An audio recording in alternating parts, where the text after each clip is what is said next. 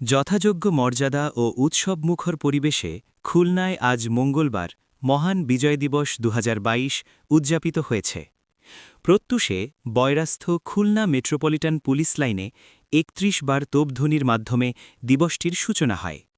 সূর্যোদয়ের সঙ্গে সঙ্গে গল্লামারী শহীদ স্মৃতিসৌধে পুষ্পমাল্য অর্পণ করে মহান মুক্তিযুদ্ধের শহীদদের প্রতি গভীর শ্রদ্ধা নিবেদন করা হয়।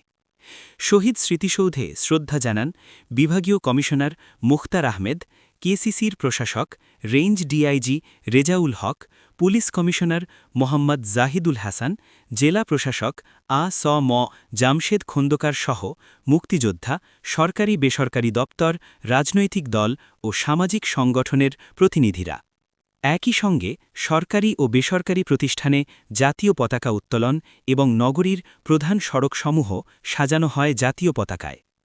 সকাল ৮:৩০টায় খুলনা জেলা স্টেডিয়ামে বিভাগীয় কমিশনার মুখতার আহমেদের মাধ্যমে আনুষ্ঠানিকভাবে জাতীয় পতাকা উত্তোলন করা হয়। পরে শিক্ষার্থীদের অংশগ্রহণে কুচকাওয়াজ, ডিসপ্লে প্রদর্শন এবং ৩ দিনব্যাপী বিজয় মেলার উদ্বোধন করা হয়।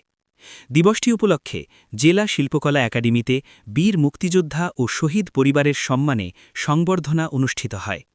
অনুষ্ঠানে বক্তারা বলেন, মুক্তিযোদ্ধারা জাতির সূর্য সন্তান, তাদের আত্মত্যাগ চিরস্মরণীয়।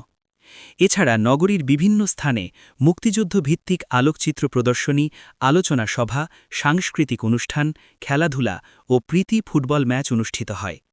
বিজয় দিবস উপলক্ষে মসজিদ, মন্দির, গির্জা ও অন্যান্য উপাসনালয়ে বিশেষ প্রার্থনার আয়োজন করা হয়। মহান বিজয় দিবসে খুলনা ছিল লাল সবুজের গৌরবময় উৎসবে মুখর।